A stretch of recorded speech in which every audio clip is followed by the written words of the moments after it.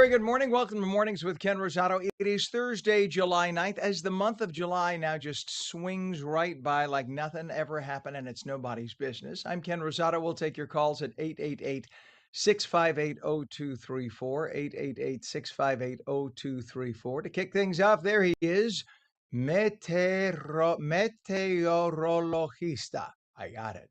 Or meteorolog. Yeah. Here's Don't hurt meteorologist Mike yourself. Favetta with a forecast near you. I think I just sprained a tongue. It's a tongue twister. Yeah. Or meteo. Meteo is good, right? Just keep it short and sweet. Gee, meteo. Because yeah, when you look outside and you see all of this warm weather, you go, wow, yesterday, just bottle it up and bring it back every single day. We had some gorgeous conditions around the area, and that will remain the case again today. Through this afternoon, we have lots of sunshine, clear sky all around, and with that, we'll stay nice and dry through the rest of the day. So, putting this into motion, we start off this morning, nice and beautiful across New Jersey, bring back a little bit of that clear sky through the afternoon. Maybe a quick passing sprinkle down across southern New Jersey, but beyond that, I think it looks pretty decent through the end of the day. Even tomorrow, another round of sunshine. We do it again. It's a little bit warmer, a little more humid ahead of the front that passes through Friday afternoon, and that will make it feel, I think, a bit warmer throughout the rest of the day before some showers come in on Saturday. And this is a new part of the forecast. Going into Saturday afternoon, likely see some widespread showers that could be around even through Saturday evening. It all clears out into Sunday, and Sunday now looks the drier half of the weekend to finish off the first week. So plenty of clear sky around today, nice and dry, and we still have this lovely round of warm weather around as all of that heat and hot weather stays well to our south and even out west. We've got more details on that coming up, Ken, in just a few minutes. All right, sir. Appreciate you and what you do. And we check quickly to see what's going on in terms of traffic. What we have is the Garden State Parkway. There is something at 10. I'm looking desperately for my phone. I realized I left it elsewhere. I have a backup. Always have a phone. Anyway, the Garden State Parkway right now is has a little bit of a backup, and that's at exit 105. It seems that's by Route 36, Tinton Falls. It seems that there is a crash, and that's impacting local lane southbound north of exit 105 in Tinton Falls. They're saying all lanes are open right now, but again, it's about a 2-mile delay because of the crash, of course, and they're trying to get emergency vehicles there. Other incidents to tell you about.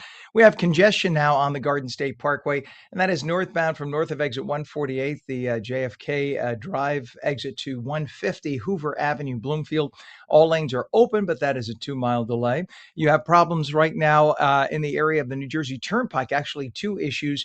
Local lanes impacted northbound at exit 71, Broad Avenue, Leonia, and that is just due to volume, about a 1.5-mile delay making your way to the GWB. We'll show you that in a second.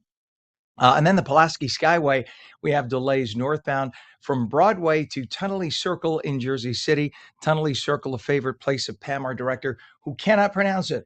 In all the years that she's in New Jersey, she cannot pronounce it. Go ahead, Pam, try to pronounce it. There you go. Nice. It's Tunnel E. Very easy. Nice. All right. So that's what we have there. And then over to the Hudson River crossings. Check this out. First off, the Lincoln and Holland are both about 35 to 40 minutes. Very heavy. And then there's the Holland Tunnel approach, 139. Look at the lanes in the middle. Very, very heavy. Almost stopped. The lanes that are moving off to the left, those are local lanes going to Jersey City. So that's why they're moving. But the lanes going into the tunnel itself are bumper to bumper, as you can see. That's going to cost you 35 to 40. Same thing over at the Lincoln right now. We just camera up for the Lincoln tunnel. The GWB, not so pretty. Let's look. We have our camera back that we always show you. And at this early hour, 7:05 Eastern, 4:05 West Coast time, that's a lot to look at. And right there is 40 to 45 minutes. Usually at this hour, it's like 20 to 25. So to have 40 to 45 says we got an awful lot of people trying to make their way into Manhattan. Again, people have been taking off, especially in the summer, Fridays and Mondays. So Tuesdays, Wednesdays, Thursdays, very heavy. And as you could see right there, extremely heavy making your way in via the GWB. Let's go over to the West Coast right now. We have a collision reported this is in central LA on Route 2 at Route 5 at the 5. There's also we have a lot of issues here saying weather conditions. We'll ask Mike what's going on, if it's fog or if it's rain, but a lot of weather conditions. We have a missing elderly person right now in downtown LA as well. And the person's name is Albert Brown. So we know it's a gentleman. And if you see an elderly person, you are asked not to approach them if they are missing. You are asked not to approach them. Simply keep an eye on them, call police, and let police know where they are so police can find them. But don't go up to them and startle them because that could scare them. And they may just take off in a direction and then you'll miss them. Also, we have a report of a traffic collision now in Newhall by the Old Road and Edison Road. It is 6 minutes past the hour. Graham Plattner, pardon me. Graham Plattner announced yesterday that he was ending his Senate campaign. Now, this is an amazing story. The move caps a chaotic number of days of uncertainty and Democrat infighting, and it leaves the party without a candidate in the main Senate race. So that woman is the Republican right there. So that is Susan Collins. That's Graham Plattner. He's gruffy. He looks like he hasn't showered in 6 months. He doesn't even look that neat. Usually his beard is unkempt. He looks homeless. He sounds homeless.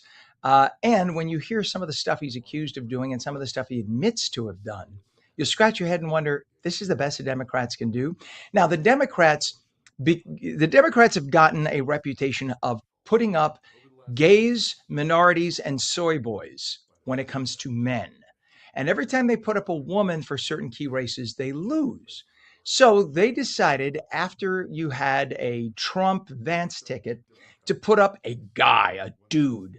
And they searched around, and that's the best they could find because most of the dudes are members of the Republican Party, not the Democrat Party. So they find this dude, and he has a laundry list a mile long. This isn't me. This is the New York Times. The announcement by the ultra leftist, that is him, that he was leaving the race came after a woman, a Democrat woman whom he had dated, accused him of sexual assault in 2021. And she goes into graphic detail. It's not like the accuser of Brett Kavanaugh, the Supreme Court justice, who didn't know where it happened, when it happened, why it happened, who happened. She thinks it looked like Brett. She's not really sure. This woman lived with him.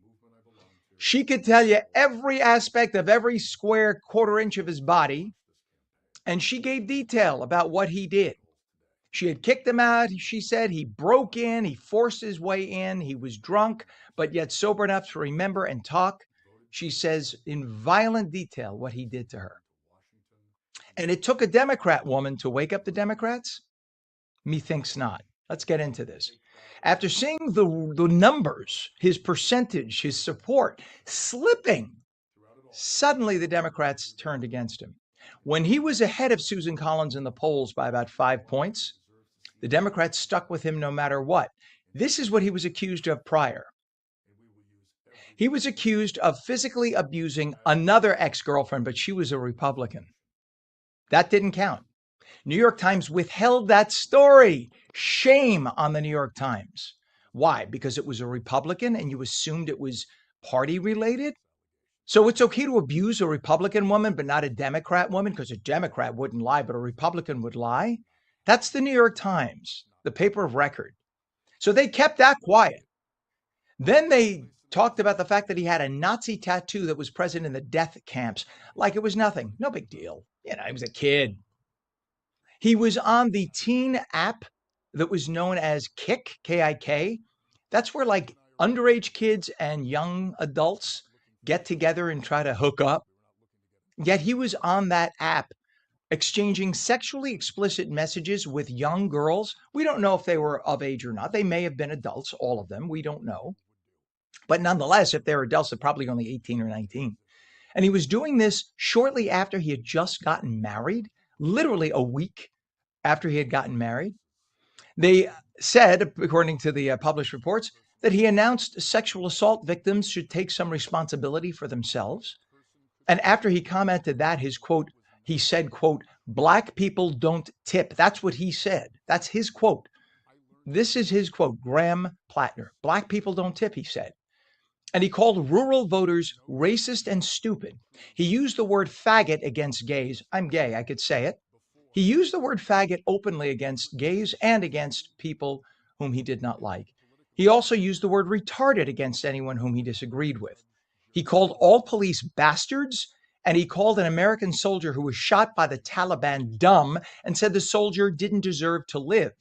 He often talked about constantly being drunk publicly and otherwise and driving drunk. He bragged about spending time on military leave, paying for sex workers in Thailand. He praised Hamas and on and on and on. But when his numbers were good, the Democrats said, it's okay. Leave it alone. Leave it alone. These are the leaders of the Democrat Party. I'm ashamed of you, leaders of the Democrat Party, because you could do better. You're better people than that. And then once a Democrat woman comes forward and says she was raped by him, but coincidentally, he's trailing Susan Collins by 6 points in the polls, and it looks like he ain't coming back. That's when everybody turned on him. Politics is a disgusting business. 11 minutes past right now, and President Trump says the temporary ceasefire between the U.S. and Iran is over following new military strikes, and he says negotiations may continue, but he feels they're a waste of time. Last night, the U.S. launched massive airstrikes against Iran in retaliation for their attacks of ships that were sailing through the Strait of Hormuz. At the NATO summit, Trump also renewed his call for U.S. control of Greenland, drawing a firm response from Denmark's prime minister, who vowed to defend Danish territory. Do not get into a war you know you can't get out of. President Trump also announced the U.S. would allow Ukraine to manufacture Patriot interceptor missiles under license, a move aimed at strengthening the country's air defenses against Russian ballistic missile attacks. Ukrainian officials have long sought the authorization, though defense experts caution that production could take months. They got to ramp up for it. And this is all going to probably have to occur outside Ukraine, at least in the beginning, due to the system's complexity. Trump also said that he continues to believe Russia is open to negotiating an end to the war. A federal judge ordered the release of the $5.8 million judgment awarded to E. Jean Carroll after a jury found President Trump liable for sexual abuse and defamation. The funds, which had been held in escrow during Trump's appeals, will now be paid to Carroll with accrued interest after the Supreme Court declined to hear the case. So the $0.8 million, that is the accrued interest. It was $5 million that she was awarded. Trump's legal team had sought to delay the payment while asking the court to reconsider. That request was denied. Former Florida gubernatorial candidate Andrew Gillum was arrested in Alabama on drug possession charges after police say they found marijuana and methamphetamine during a traffic stop. Now, mind you, back in 2018, Gillum came within 30,000 votes of becoming the governor of Florida. And Ron DeSantis ended up getting the 30,000 votes after Trump endorsed him. Otherwise, he was trailing Gillum. I was there. I remember. I was a voter in the state of Florida. Gillum literally came within 30,000 votes. Now, it looks like he may have a drug problem, and we hope the best. But he was also arrested, remember, in the past, something happening in a hotel room. He had a male significant other who reports say was a paid professional, if you will. But those people whom I know, and I do know a number of people in the state house and the state senate in Florida who worked with this man, say that he was a wonderful man to work with. He may just have personal demons, but we wish the best. But again, he was narrowly defeated by Ron DeSantis in 2018, rather. A Mexican national shot and killed by an ICE officer during an attempted immigration arrest in Houston. Homeland Security says Lorenzo Salgado Araujo rammed a federal vehicle and used his truck as a weapon, prompting an officer to fire in self-defense. Family members and immigrant advocacy groups dispute the government's account. They're calling for an independent investigation as federal authorities continue to review the incident.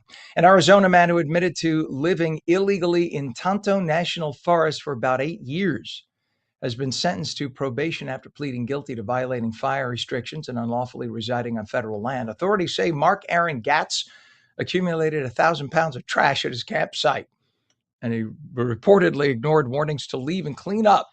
He said, "This is my campsite. You go away." As part of a plea agreement, he will avoid Arizona National Forest and pay a small fine. So basically, if he had just neatened up, he would have still been living there. A newly released police report details how an 18-month-old Arizona boy was discovered alive, listen to this, in a hospital morgue hours after he was pronounced dead following a near drowning. Officers had reportedly expressed concerns they still observed signs of life before the child was declared dead. A medical examiner later found him breathing. So basically, the emergency rescuer said, "He's dead." Cop said, "No, I think he's breathing." "Nah, you're crazy. He's dead." He's alive. Me smelleth lawsuit. The child ultimately recovered. Investigators are recommending negligence charges, you think, against the parents as authorities continue reviewing the case. The first responders and the doctors. 13, actually 16 minutes now past the hour. When we return, it's been a long, hot summer so far. Lots of folks have spent hours in the sun at sporting events and down the shore, and that significantly increases your chance of sunburn and skin cancer. We will speak with an oncologist who wants us all to stay safe in the sun or just stay out of the sun. We're coming back in 2.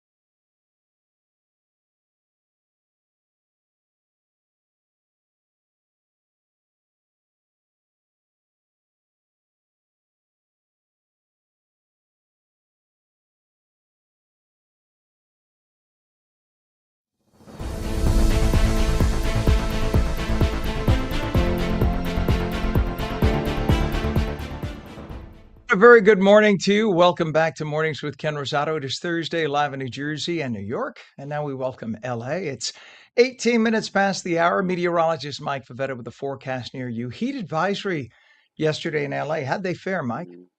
Yeah, it got warm out there, and with more of that heat on the way, probably doesn't break until this weekend, Ken. So waiting for that cooler weather to arrive. We'll check out the LA forecast in just a bit with your next weather update. Want to focus on the East Coast because that gorgeous weather continues again today. Have the chance of some showers and storms. You can see them rolling in across eastern Pennsylvania, may likely diminish by the time they cross the Delaware.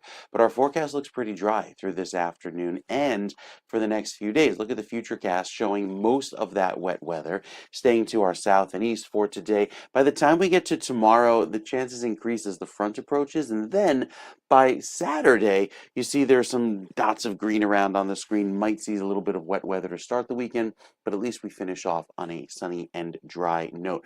A little bit of that wet weather slides down to the south and east, and then out west, after all of that heat, LA finally catches a break this weekend with some cooler conditions, some clouds, and a little bit of rain on the way by Sunday. So that will be a big change after that heat continues out west today. Across the East Coast into the weekend, you see most of that wet weather coming through probably by Saturday afternoon, and then moving eastward with a big clearing for Sunday. Sunday looks gorgeous with all that nice sunshine, and then into Monday and Tuesday. The weather heats up again as the winds shift to blow in from the south and west. That will make for another warm stretch of weather, probably see 90 degrees each and every day starting next week, beginning around Monday or Tuesday. And as you can clearly hear it in my voice, yes, the weeds and the grasses are back in a big way. Pollen has climbed back to the moderate level as the tree pollen season is over. But yeah, allergy season still in the full swing going into the next few days, as long as that weather stays dry. We'll take another check of your forecast, check in on that LA heat, Ken, coming up in just a few minutes. All right. So, hey, Mike, a quick quiz. You know who Bonnie Tyler is? No, who's that? Here. Remember, Total Eclipse of the Okay, Heart? sure. That's Bonnie Tyler. Unfortunately, she died at 75. She just died. She was having intestinal surgery in Portugal, and apparently she died right after that. That's a sin. She represents like a whole generation of music.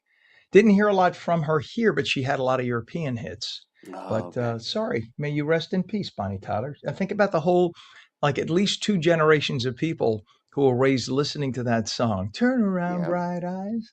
I mean, it's like the one hit wonder for us, but everybody when yeah. I said it to Pam, who usually only knows country artists, knew who Bonnie Tyler was. You got to brush up, Mike. Get with the program I'll work on it. I'll work on it. because you have nothing else going on in your life. All Nope, right, nope, sir. Well, nope. Just ABCs and Twinkle Twinkle. Those are my greatest hits right now. amazing, amazing. Just think, someday, soon enough, your kids are going to be in their 30s and they're going to say, "What's up with you, Dad? Why were you so behind the times with music and stuff?" All right, Mike. Thanks, sir. We'll check back with you. Much appreciated. It is 22 minutes past, and the FIFA World Cup has brought thousands and thousands of fans to MetLife Stadium this summer. But while everybody is focused on the action on the field, doctors say there's another opponent that people should not overlook, and it is the sun. Long hours outdoors during a New Jersey summer can significantly increase the risk of sunburn and skin cancer. Listen, I lived full time in Florida and I live part time there now. You cannot mess around with this. Sun protection is essential. And joining us this morning is Dr. David Greenberg, Section Chief of Hematology and Oncology at Hackensack Meridian Jersey Shore University Medical Center, to share why fans need to make sure sun safety is part of the game plan. Good morning, Doctor. Good to have you on. Good morning, Ken. Thanks for having me. Thank you. Having lived in Florida full time, the conversation around the dinner table with guests and friends inevitably leads to, oh, yeah, such and such had a patch removed last week. Such and such had a patch on their leg. Such and such had a patch on their foot. It seems that until somebody has a patch removed, people don't think skin cancer can happen to them. Why do people not get it that you need to wear sunscreen all the time? Yeah, no, it's a very good point. The skin cancer is actually considered and is the most common cancer in the world. People don't realize that. I mean, people think of melanoma, but when you incorporate squamous cell carcinomas, basal cell carcinomas, it is the most common cancer because we're all constantly exposed to the UV rays from the sun. And a lot of people don't realize that even just being outside, even on a cloudy day, 70, 80% Mhm. of the sun gets through the clouds, and just hanging out with your family. And as you mentioned, you being at a sporting event like the World Cup for hours on end and then the sun beating down on your skin, can be detrimental and can cause over time, many, many years and decades, can cause skin damage. And anytime you're getting any kind of sunburn or even a tan, people say, you're doing damage to your skin cells. And there's a lot of data showing, particularly at a young age, under the age of 20, something around 4 to 5 bad sunburns, that's all you need, in your lifetime significantly increases your risk of melanoma by about 50%. So it's very important for people to be aware of the dangers of just hanging outside and being outside, even if you're not truly, sunbathing. I think the days of suntanning, I hope, in baby oil and whatnot are over. Oh, But you don't need to be doing that just to get a sunburn. when you said that, I winced. I was off camera, but I winced because I'm 59. I remember those days when people Mhm. slathered their body with baby oil and they used aluminum reflectors, and that was Mhm. considered a wonderful thing. And that literally, you might as well be standing in a microwave oven for what you're doing your skin cells, right? Absolutely. Back then people, maybe a little bit before that, but smoking was also considered cool and good for you. So, times have changed and we've all become a lot more aware of what these chemicals and what the sun can do, to our bodies and to our lives. So, but yeah, I'm just a little bit younger than you, but I remember that too, going to the beach and seeing people wear those reflectors or going to the rooftops in the city and trying to get a good tan because, it looks good and it looks cool. But at the end of the day, you're setting yourself up for very serious health problems later in life. So, Doc, here I'll throw out the personal. Every day in the winter I have an SPF 15 on just to walk around. In the summer, it starts at SPF 30 and works up to SPF 50. And I have very dark skin. I am Mediterranean and Latino, so I have Argentinian Italian skin. Doesn't matter. I have SPF 30 to 50 on days like we've just had. And look at how dark I've gotten with SPF 50 on. This is the reality. So I don't understand people who think I don't need anything. What are you, crazy? This should be part of what you put on just to go around, just to walk outside in the summertime. Am I wrong or am I being hyperbolic on that? You're 100% right. A great analogy, honestly, and it's a little dramatic, is like driving around your car without a seatbelt. I would say it's just as serious and just as concerning. But you mentioned the SPF, and yeah, 15 is probably in the winter is probably okay, but 30 is kind of the minimum that we recommend for patients. Mhm. But then you see 50 and 70 and 80, and the 30 is getting about 90% of the sun rays, the UVA and UVB. If it's a broad spectrum sunscreen, it will be protecting you. So over 30 you're probably not getting much more out of it. But I totally agree. Anytime you're outside, even just walking around, especially in the spring and summer months, you want to protect yourself. And the key is also to reapply, especially during the summer and hot months. And if you're going to be in the pool or in the ocean, Mhm. people think they just throw it on in the morning and then they're fine for the day. If you're really outside all day, you should be reapplying every 2 to 3 hours because it does get absorbed and it does wear off, especially when you get wet. Yeah, and I'm glad you said that. Not only does it wear off, but also the pool reflects, right? The pool is like a giant Mhm. mirror. It's sort of like having that old reflector in the 70s in terms of what it does to all that UV rays. So you are not only getting it directly from the top, you're getting it reflected back at you from the base, which is why when you lay out in your yard, you get a certain kind of a tan. But if you go to a lake or a pool, you get a heck of a lot more, don't you? 100%. It's funny. My wife asked me the other day in the pool, "Am I safer being in the pool?" And I said, "Actually, no. You're probably more. It's probably more dangerous hanging out in the pool and getting reflected." So, yeah, Yeah. it's a lot of people just don't realize. And even under a tree, I had a friend ask me the other day, "If I'm under the shade in the tree, I don't need sunscreen." I said, "No, you're still getting plenty of sun through the leaves and reflecting off the ground and whatnot." So, the safest approach is just to always have sunscreen on. That way, you're always protected. I have friends down. I live part time in Fort Lauderdale. That's why I'm so much more aware, having lived there for a good chunk of my life. And there are people who, when around the pool in the complex I'm at, they will only go under the canopy, and they're always tan. And you can get tan being under the canopy, right? It's just the surrounding ultraviolet light. It's everywhere. You don't have to be in direct rays of the sun. And I'm sure, if even though no tanning is safe, that is certainly, I'm sure, a lot safer wearing sunblock and being under a canopy than it is to be in direct rays and next to the pool. I agree that that is true, but you're right. We're constantly, being attacked by UV rays and sunlight, no matter where we are, as long as you're outside, even in your car. People don't realize that if you're in there taking That's a a good road trip point. for 4 or 5 hours, through the window, unless you have tinted windows, you're getting hit by sun. So that the Yeah. people can get sunburned driving, cross country, and they do. You don't think to wear sunscreen when you're inside your car, but and I'll admit I don't think I ever have, but probably should. Well, this is why, and again, that's why and the only reason, by the way, in the winter I wear SPF 15 and not 30, I suffer from seasonal depression. So I do like to try to get a Mhm. little bit of D, as I walk around, and it does help. But I find that 15 in the winter, for the amount of time, the little amount of time that I'm out, that allows me just enough sunlight to not feel the seasonal depression, but enough to protect my skin. And thankfully, I don't want to jinx myself. I haven't been one of those people with a Yeah. patch, but you have to be on top of it. Really fast, we got about 30 seconds here.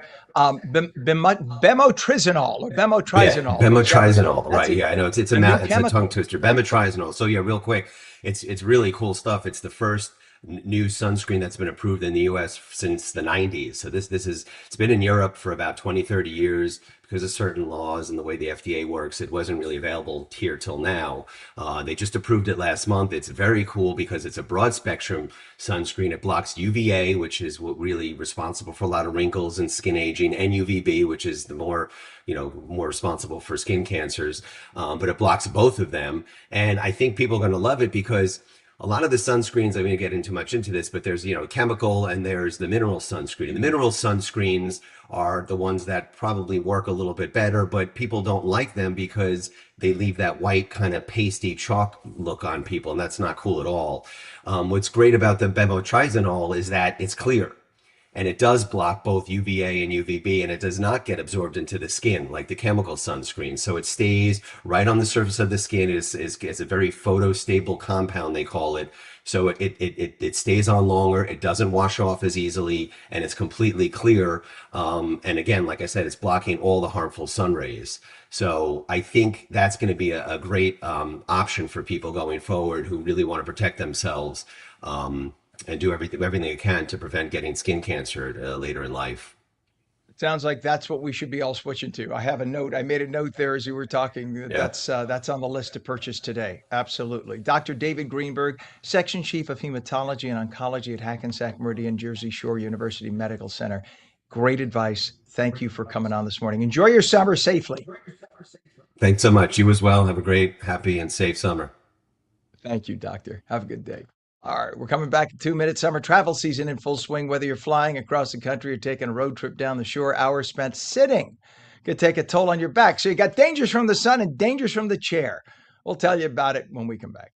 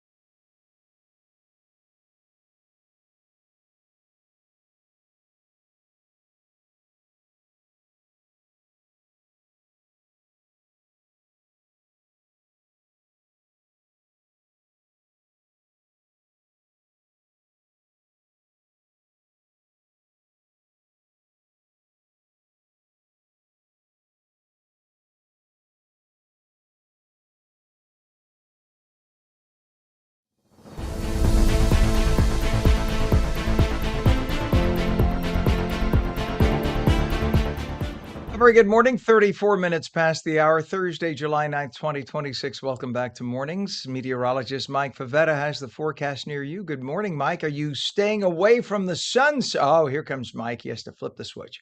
1, 2, 3, 4, 5, 6, 7, 8, 9, 10, 11, 12.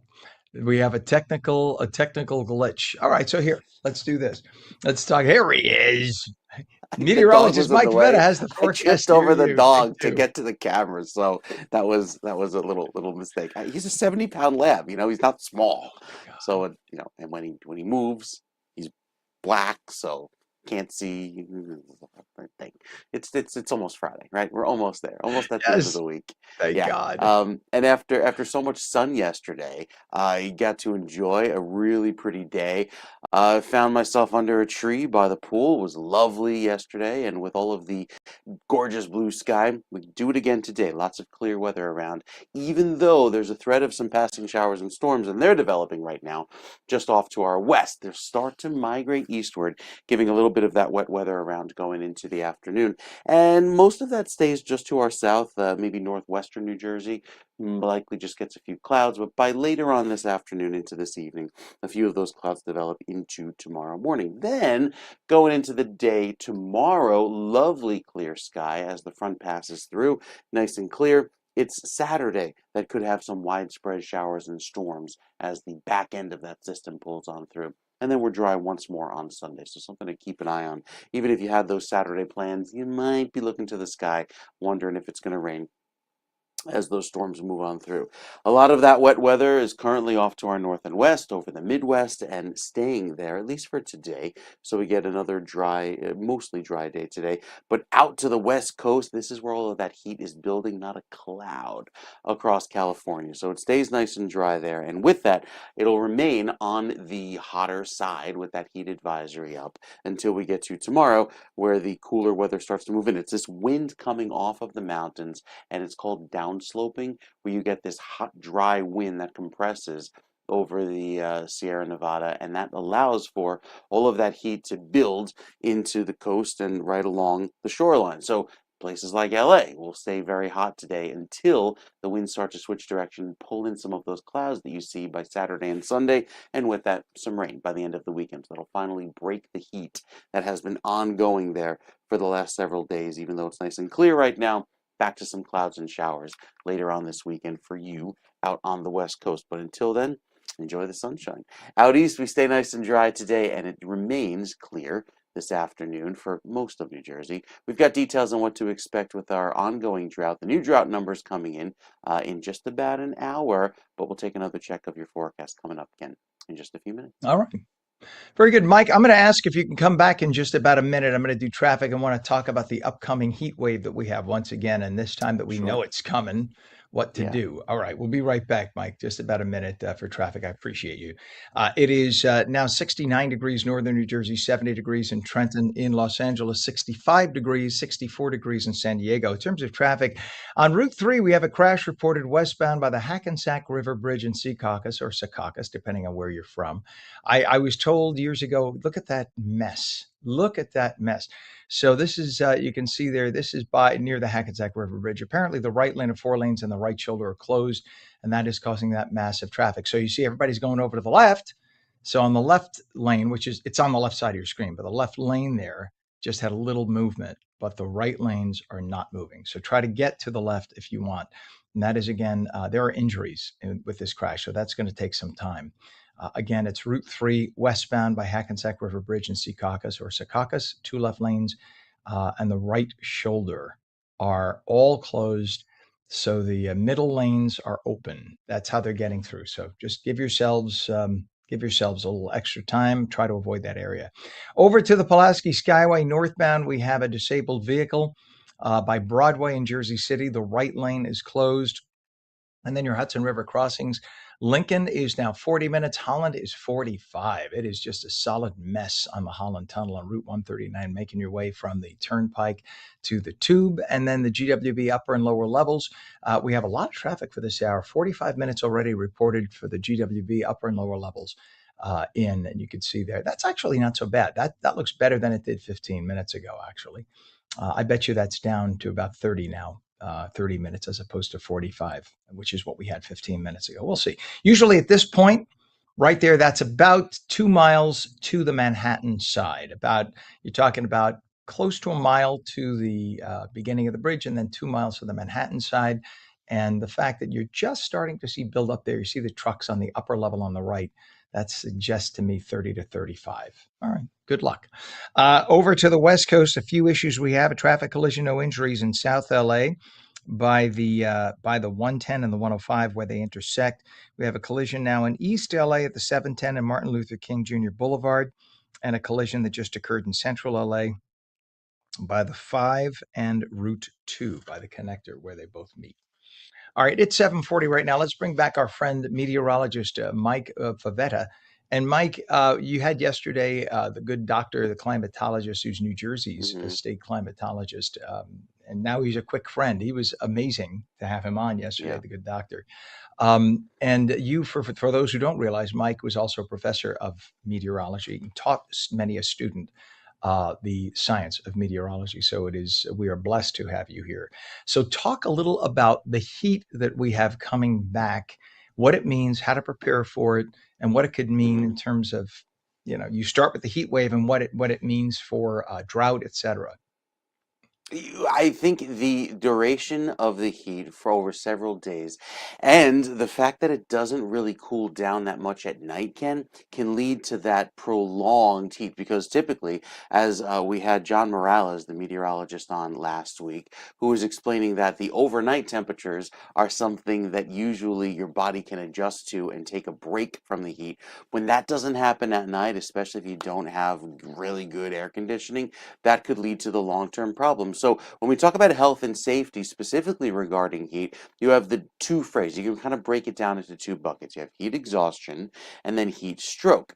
And heat exhaustion is something where it's kind of the early signs that something is wrong. When you have these symptoms here, and this is from the CDC, with dizziness, thirst, heavy sweating, nausea, weakness, the time where you need to start to think about cooling down, move to a cooler area, loosen clothing, sip cool water, not cold water because that can constrict blood vessels, something that would eventually lead to you getting better. Because if that weren't the case, if you were, say, prolonged, stayed out in the heat for a longer amount of time, that leads to the more dangerous and the more emergent heat stroke. And that's something that causes the confusion, the dizziness, where you could become unconscious. It's technically an emergency, and this is almost where it's too late to do anything yourself. This is where you need medical intervention because your internal body temperature is just getting too warm and your body can't cool itself.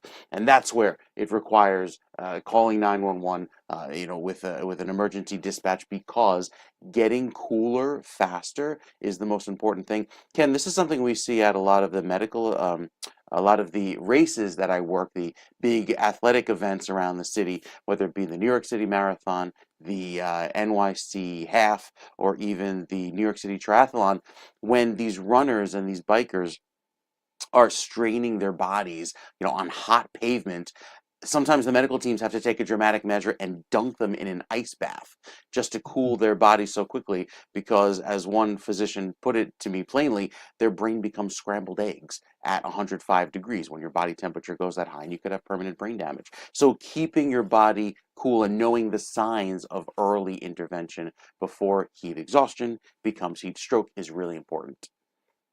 Mike, I'm so glad you said that. There is an episode I always tell friends about back when I was a radio DJ in the early 90s on Long Island. We took a bunch of listeners to Nassau, Paradise Island in the Bahamas. And Mm-hmm. I remember back then I weighed like 350, 360 pounds. So I was a big boy. And I remember that after the morning show, and by the way, I would drink tons and tons of coffee, as I still do, sadly, during the morning show. During the morning show, I was drinking coffee, drinking coffee. We got done. So we were done at 10 a.m. And I decided to go on the beach. And because I didn't want anyone seeing my largesse, I decided to go, what? I mean, as far away as you could see, almost invisible from the hotel, Yeah. far, like it was a hike. And that was about 10:30 in the morning. I laid down on the sand. And by the way, I took a diuretic on top of drinking coffee, which is a diuretic. I took a diuretic because it's slimming. That's what I thought stupidly. I fell asleep until 12:30 in the sun on the sand. I woke up. All I know is the towel was dripping wet. My skin was absolutely dry, dry. I opened my eyes and all I saw was stars. Now I looked up and I thought I was going to die. I could see humanity, but it was 3 football fields away. But I knew the only shot I had was trying to get toward them. I Mm, should have probably gone into the water, but I needed to drink as well. I made my way back to humanity, and immediately there were stands like selling soda and stuff. They saw what was going on. I didn't even have to say a word. Guy at a soda stand took a bucket of ice, as you said, dumped it on me, full of water and ice. Then they covered me with towels and put more water and ice over that and started giving me a bottle of water, which was room temperature, exactly what mhm, you said. And yeah. they called an ambulance, and I was okay at that point. But it's amazing. I guess people in that environment have seen it before and they know, but you cannot mess around with sunstroke and heat stroke. It can kill you. And Yep. having been that close, I felt my heart fluttering. It was the most terrifying experience of my life. And you're seeing a lot more now awareness, especially for the very young, which they can't. I've learned as a new parent, babies can't sweat, and the very old, how the older population are more vulnerable to heat stroke. Getting a lot of messages. We have this international meteorologist chat from meteorologists all around the world, and a lot of them from Europe are posting how the post-mortem, if you will, their hospitals are looking back at the big European heat wave that happened 2 weeks ago, and there was so many excess deaths in that weekend of heat, even outpacing the worst weekends during COVID-19. Just how bad the heat wave was and how deadly it was, specifically for the elderly populations. All right. Meteorologist Mike Favetta, we always love your advice and your information. Thank you so much for all of that. Just stay cool. If you're Yep. feeling a little crazy, a little lightheaded, get out of the sun, get out of the heat, and drink a lot of fluids. Thank you, sir. Appreciate you. You bet. It is 46 minutes past the hour. When we come back, the U.S. men's national team may have been eliminated from the World Cup, but one New Jersey resident is still coming home a champion, a four-legged one. We'll have Hudson, the new Beggin' 11 top dog, on when we come back.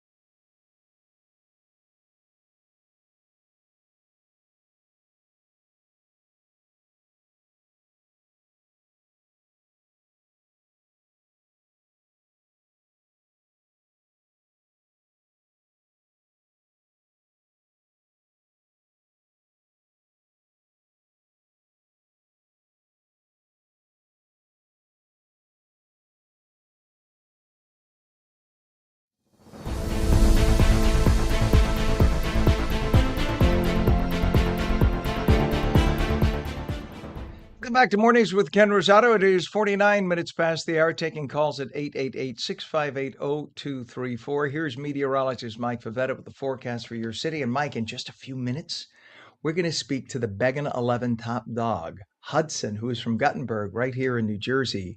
I'm looking at the monitor. I could see Hudson being such a good boy. There you go, Very good. boy. Yeah. He's standing there. So you got to talk to Rocco and say, Rocco, look what you got to live up to here. As he's sleeping by my feet past that. Probably hear him snoring during some of the weathercasts. Yeah, it's going to be another day to enjoy a nice walk with the dog. Saw lots of folks walking their dogs on the streets yesterday and on the sidewalks because it really was a pretty day with the low humidity, the clear sky, the sunshine lasting into the evening, sunset now around 8:30 as we're coming off of the summer solstice. All this clear weather we'll enjoy for again today until we get to tomorrow. I think a few clouds around, and then Saturday might have a few showers. Those are what's lining up off to our west. But we're dry for the rest of this afternoon at least. You can even see the longer range futurecast showing most of the wet weather staying down to the south and east. We get through the weekend mostly dry. I think Saturday has a good chance of rain across New Jersey, but Sunday clears out nicely. And then the heat starts to build predominantly in the Midwest. You see this giant clear area. That's another heat dome that's on the way, just like Dr. John Crafting, the New Jersey State climatologist, talked about yesterday, how that heat dome was the reason for all of that excessive heat last week for the 4th and the weekend. Well, that same scenario sets up again for most of next week, centered across the Midwest, and then ultimately shifts eastward as we head into later next week. So here's a look at the futurecast showing the chances of rain later on today, but I think another opportunity for some wet weather comes after the front passes through on Friday, and that'll be for Saturday, late morning, early afternoon. You see some widespread showers. I still think it has time to resolve itself. I don't think it's a completely wet day. But Sunday looks beautiful with all of that clear sky building into Monday and nice dry weather as well before the humidity starts to return later next week. So going into the 2nd and 3rd week of July, you see all of that heat spreading across the upper Midwest, and then the drier conditions there as well. The drought, slight improvement, and we'll zoom into New Jersey and show you later on in the next hour just how much of an improvement there is. But all of that rainfall that we had short-term wise definitely helped. We need more rain to go into the longer range to finally kick the drought. But beyond that, we're looking a lot better than we were just a week ago. So some big improvement there, Ken. That's a very, very good thing. Thank you very much, Mike. So everybody who cursed the rain, I know some people got flooding. I don't want to belittle that. That was a big deal. But those who curse the rain, don't curse the rain. We need it, and you can't live without it. So thankfully. All right, Mike, appreciate you, sir. It is 71 degrees right now, northern New Jersey, 70 in Trenton, and over in Los Angeles, 65 degrees. Heat advisory still in effect for the West Coast. And the U.S. men's national team may have been eliminated from the World Cup, but one New Jersey resident still coming home a champion. Hudson, a dog from Guttenberg, selected as the Beggin' 11 top dog, earning a spot on a nationwide roster of soccer-loving pups chosen from nearly 1,000 entries. Maria Morgana is Hudson's owner. She is here to share what it was like watching Hudson become a national superstar. Good morning to you, Maria. Good morning, Hudson. Good morning. He's Good to have you. not a morning dog. I see, but he's a sweetie pie. I would love to give Hudson a big scratch and a hug and a kiss. I'm a doggy person, so I was so excited about this. I used to live right by you in North Bergen, so I know exactly where you are in Guttenberg. I was on River Road in North Bergen for a couple of years. Amazing. It's a great area. So tell me how you first found out about the Beggin'. This is Beggin' Strips, right? This is their contest. How did you first find out about the Beggin' 11 Top Dog contest? I was actually scrolling on Instagram and I saw it pop up and I thought he could be top dog, so I wanted to submit him. He is so sweet. Has he always been a very chill kind of sweetie pie doggy? He has. He's always been chill. We all go through that little puppyhood stage, but he's always had just that very sweet temperament. Hmm. Well, Hudson was chosen from nearly 1,000 entries nationwide. What do you think made Hudson stand out? I think it might be this smile that you're only getting a little bit of right now. If you know Hudson, for some reason he just doesn't like mornings.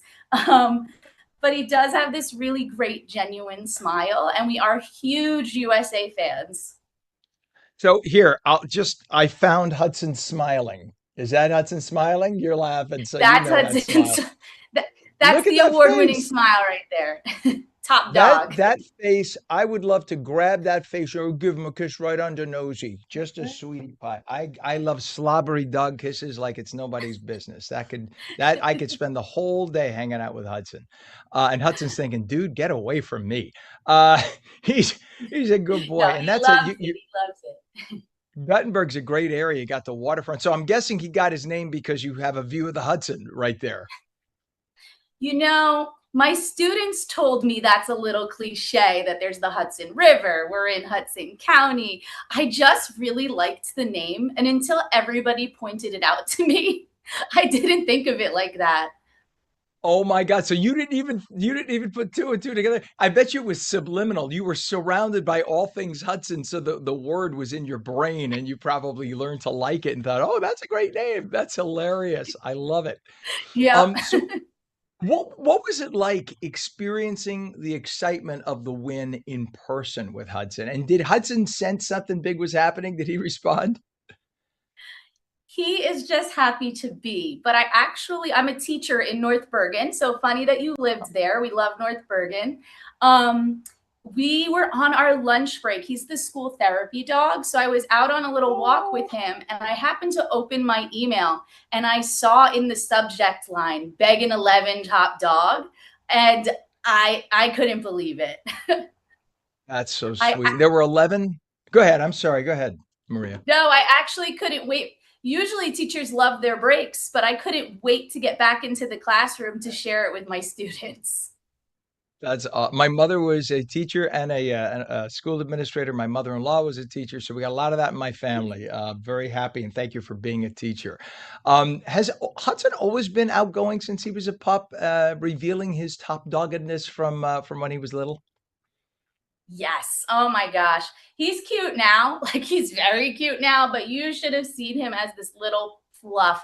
I actually couldn't get 2 feet down the street without people stopping me just to pet him. Oh, what a sweetie pie. And so even now, do people know in your where you live and your family and friends and how do they respond now when they see a celeb? Everybody's just really grateful for him. There's so many times where he just has this intuition that either someone's having a bad day or their day could get better just by him going and sitting on their feet. So he's always had that about him. So now I think even more so that other people get to see it is so, so cool for me. I love it. And now you win, or Hudson does, a flight to a World Cup match, right? And you get to see the match. So does Hudson actually get to come into the match, or is it just you and somebody else? So it was me and my brother. He did not get to come. We went to a game in California. It was the USA game. It was the most remarkable experience. But even though he didn't get to come, I did feel like I needed to honor him. And so Cutout Hudson came with me. I love it. I love it. We got to call that Flat Hudson. Yeah, Flat Hudson Like went flat. on quite the adventure. That's so cute. I just did a flat Stanley for somebody, so that's why that's top of mind for me.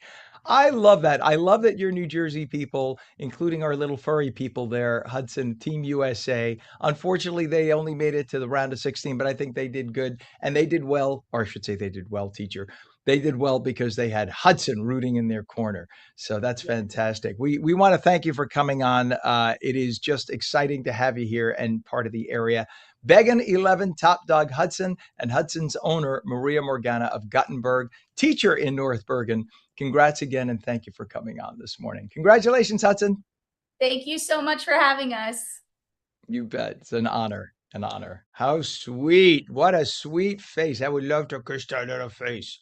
All right, 58 minutes past the hour. For those of you watching on LACA on the West Coast, stay tuned for your local news. If you're watching on New Jersey, we will be right back live with New Jersey news, opinion, weather, and traffic. Thanks for watching Mornings. We're back in 2.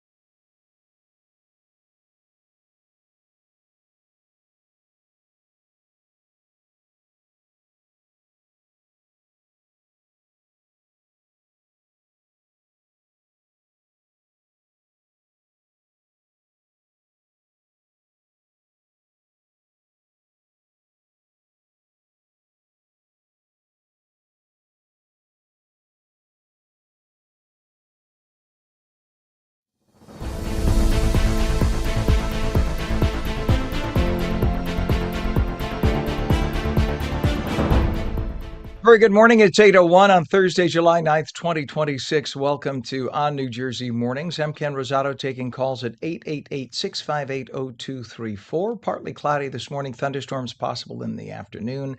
Could be strong gusty winds too. Highs in the mid 80s. Meteorologist Mike Favetta with the full Garden State forecast. Mike, how did you like our little friend there, Hudson the dog, the champion dog? Adorable. Adorable. Really Sweet. very well behaved. A very, very Yes. good dog. So we like to see that, especially when my dog almost took out Nona yesterday, bashing over with a giant toy. Just too much love, right? Just beelines toward the door. But when you got a 70-pound animal running at you, yeah, you gotta make sure your knees are nice and tight.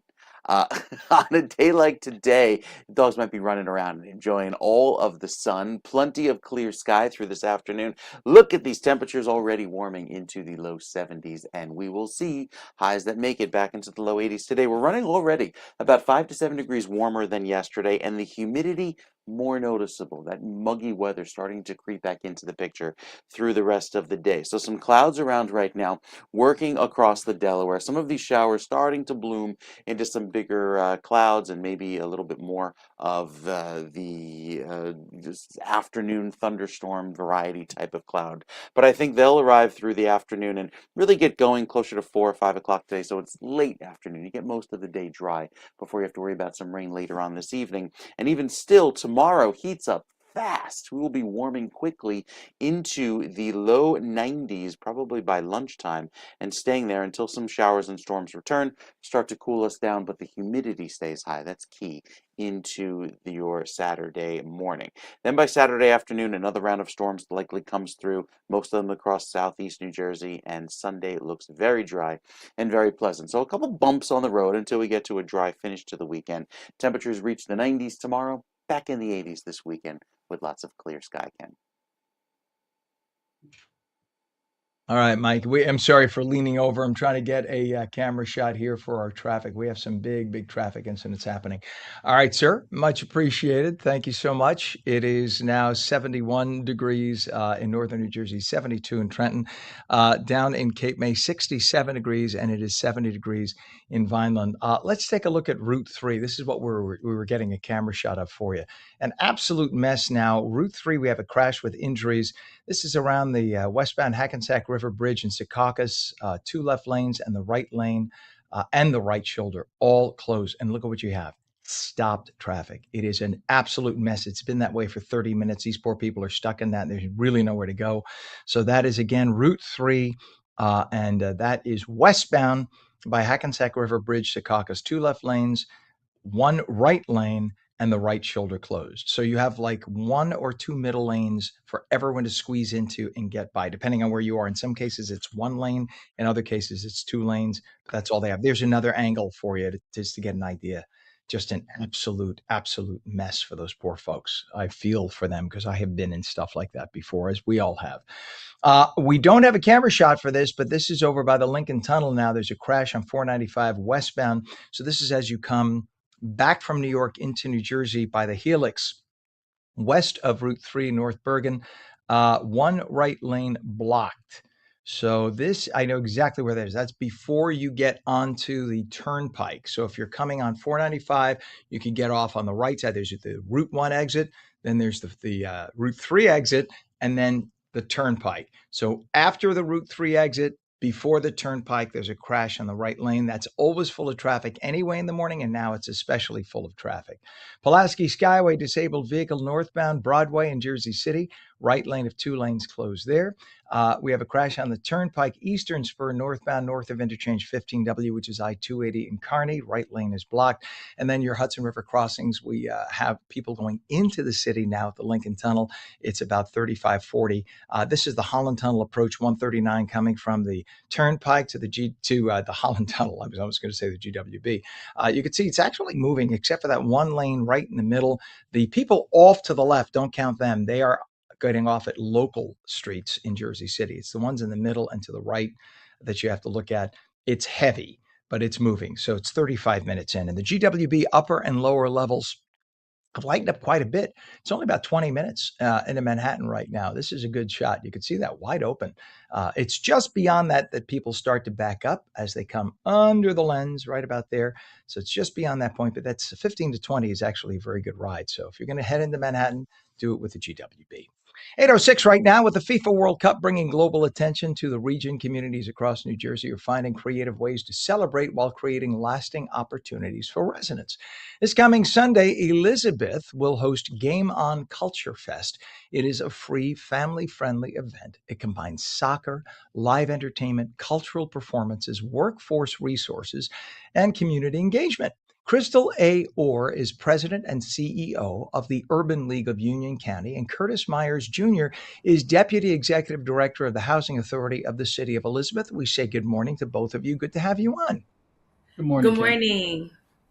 And we want to point out, I read on the website, there's also a sports, business, and leadership event happening Monday evening at Kane University in Union from 6 to 8, right? We don't want to leave that out. We have to get that mentioned to you, or for you. So let's start with Crystal. Crystal, tell us about Game On Culture Fest. How did the event come together? When was it planned? It sounds really good. So this event came together a few months ago. As Curtis and I were talking about what we can do in our community in 2023 and 2024, I was one of the leads for our Juneteenth parade and festival in Elizabeth. And historically, the Housing Authority has always hosted a big event festival called July Fest in the port area of Elizabeth. So we're like, hey, the World Cup is coming. This is a once in a lifetime event for it to be hosted in New Jersey. What can we do together to bring this opportunity to our community? Because Curtis and I are both born and raised in Elizabeth, New Jersey. We came back to work in our communities. And so this is how Culture Fest came about, of us really thinking of combining the festivals we've done in the past and celebrating this global game and making sure that the kids who live in the port area can be a part of this game somehow. I think a lot of people forget that Newark Airport ain't in Newark. It's in Elizabeth. And the port Correct. isn't in Newark. It's in Elizabeth. And you guys take the brunt of the traffic and everything else, but Newark gets the glory of the title. So we thank Elizabeth. Elizabeth's a great town full of good people with good heart. And really, you drive through Elizabeth, you just see it still feels like neighborhoods, and it feels like New Jersey of years ago. It's just a cool place. And the festival, of course, was inspired by the FIFA World Cup. So how are you guys bringing the excitement to families here in New Jersey? Yeah, so Elizabeth, New Jersey is very multicultural, and that represents the World Cup with different countries around that's playing in Newark and New Jersey, in New York and New Jersey. And so what we wanted to do was make sure that we can celebrate different cultures, bring different businesses out, bring different food places out, food trucks, different vendors, to just celebrate the community in Elizabeth and just show that we're just not monolithic as far as just one ethnicity, right? And so we want to just bring out health and wellness resources for seniors. We want to have stuff for the youth as well, soccer clinics, entertainment. We want to make sure that residents of the city, the Housing Authority, the City of Elizabeth, and urban leagues clients can come in and get resources, rental assistance, utility assistance. We're going to hire them to work that day as well for workforce development. So we really want to make an economic impact within the City of Elizabeth. That's cool. And plus, having a reason for everybody to get out and get together in a nice, fun way is always a good thing, because we spend too much time indoors in air conditioning, on the phone, not meeting our neighbors. And what better way? If you want peace in a neighborhood, let everybody get together and get to know each other. That's the way correct. it's done. Mhm. Right? And you have, especially, we tend to be in our own ethnic bubbles. Elizabeth, you have Black, Hispanic, you have Brazilian, and a lot of now Central and South American cultures, a lot of them there. You still have the old school Italian there. You got Irish and Polish. It is a community, as you mentioned, a true melting pot. This is a great opportunity for everyone to get together and just say, hey, I live over on such and such. Nice to meet you. Come over for a cocktail, whatever. That's a beautiful thing. And this is more than just a soccer festival. Talk about what people can expect through the weekend.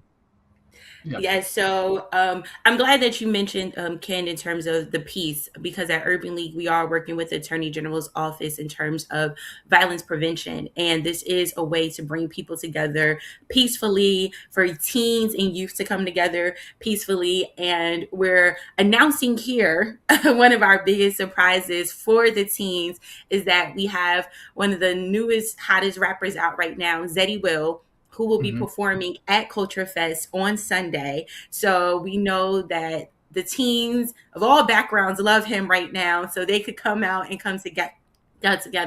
But we also have samba performances. We have African dance. We have the dancers from the Housing Authority line dancing. We have yoga Mhm. by Ty Day.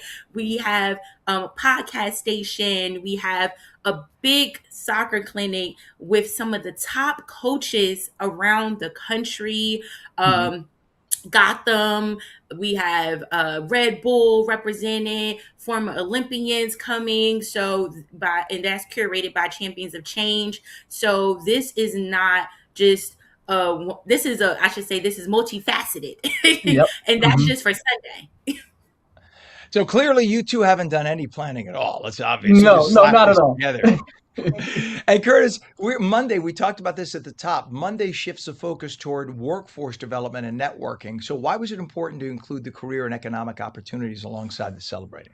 Yeah, so what we wanted to do as far as with Crystal and I is not just we talk about entertainment in the sports aspect of playing, but we wanted to expose the community to different careers within sports. You know, you got marketing, you got agents, you got parents who are dealing with athletes of like their children, but getting into NIL deals, wanting to understand that side of things, that business side of things. So we wanted to bring everyone together to just talk about their experience, learn from one another, network, get our sponsors out to meet some of the celebrities that's going to be there as well. So that was really important for us too, not only to just do cultural celebrations, but also just bring that network and business aspect as well. So smart. So smart. What is a website? How can people register? What should people know before coming out this weekend?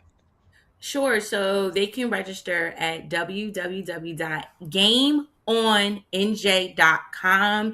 Mhm. That has both events. It has everything posted and listed there. We would prefer you to register for both events. They are free. And I just want to give a shout out to NJEDA and Choose New Jersey. We Mhm. were one of the 34 organizations to receive a grant to host a World Cup inspired fan fest event. So we are really excited about that and the opportunity to host it. That's why we need everyone to register. Again, you can go to www.gameonnj.com to register. I And I love it. just I love it. also Yeah. can I'll shoot it over to Curtis because we also had an amazing opportunity to Mhm. bring the youth to actually see a practice. So I'll let Curtis take it Yeah, over. so I do want to, as Crystal said, I want to shout out the New York, New Jersey host committee. They provided us 20 tickets to go see the Brazilian practice, the Brazilian soccer team practice. Yeah, so that was a great experience for Yeah. them. They loved it. And you know, Ken, I was on the news with you a couple months ago with some of the scholarship Yes. winners, and some of them were Yep. actually able to see the practice as well. We couldn't see Neymar practice, but it was a good experience for all of them. That's amazing. And you mentioned the Brazilian team. Yeah, not like there aren't the Brazilian population of that area must have gone apoplectic. That must have been Mhm. huge. It I can was. only imagine how exciting that was. Well, it It all was. happens this weekend, Sunday and Monday. Game Mhm. on Culture Fest, Sunday from noon to 5 at the Todd Bowles Sports Complex in Elizabeth, and Yes. Monday evening 6 to 8 at Kane University in Union. Crystal A. Orr, President, CEO of the Urban League of Union County. Curtis Myers Jr., Deputy Executive Director of the Housing Authority, City of Elizabeth. Thank you both for working so hard and doing what you do to make the community so nice a place to be. We appreciate you both for coming on. Thanks, Ken. Thanks for having us. Yes. Thank You you so bet. much. Enjoy. Have fun. Have a great Thank time you. this weekend. Yes. Bye And bye. come You bet. Yes. I love their energy and I love what they do. They love their community and it's infectious. And I love that. That's what makes New Jersey special. All right. It is now 71 degrees at 8:15. When we come back, it's been a busy news week in the Garden State. Tom Bergeron, founder, owner, editor of Business in New Jersey Every Day or binge.com, binje.com. He's going to be here with a recap and a look at what's to come. We're going to be talking food trucks. Partly cloudy this morning, thunderstorms in the afternoon, maybe strong gusty winds, highs mid 80s. We're back in 2 minutes.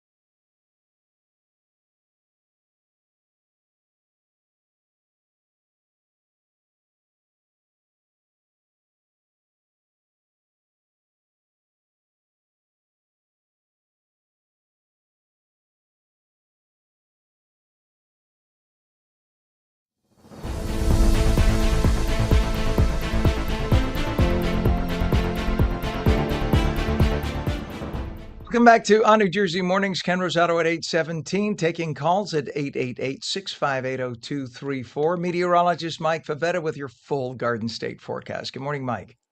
Good morning, Ken. So a week ago, those storms ripped through New Jersey, and a week later, there are still some communities, especially in the northwestern corner of the state, that are still without power this morning. We look at a percentage, it's only 0.1% of Hunterdon County and 0.2% of Morris County of customers at 8:18 on a Thursday morning. Again, a full week after those storms came through, and yet look at how that impacts even with just under 1,000 customers there through those northwestern counties. So impressive storms and a lot of wind damage still as crews are still restoring energy to a lot of those communities. Now, the clear sky today will help probably them finish those efforts, especially with the amount of sunshine and comfortable weather that's around. Even though there's a threat of late afternoon storms, most of the weather stays dry, especially early on this morning. And even any of the showers that move through shouldn't expect it to be severe even through this evening. Look at the dew pointer, the temperature where the air is saturated, back up in the 70s. That's tropical levels by tomorrow morning. So really humid weather takes over as the temperature climbs back into the 90s, high humidity, even through Saturday. Sunday sees a nice change with those winds shifting to blowing from the north and west. That's a result of the cold front, making it feel much more comfortable by the end of the weekend. So very warm today, another hot and humid day tomorrow. Feels like temperatures in the 90s, up at 97 degrees with that heat index, and then going through Saturday and Sunday, much cooler and feeling more comfortable, feeling like we're back in the 70s and 80s, and that'll start off the week as well for Monday. But there is another hot weather stretch ahead beginning Tuesday, which takes over into the 90s.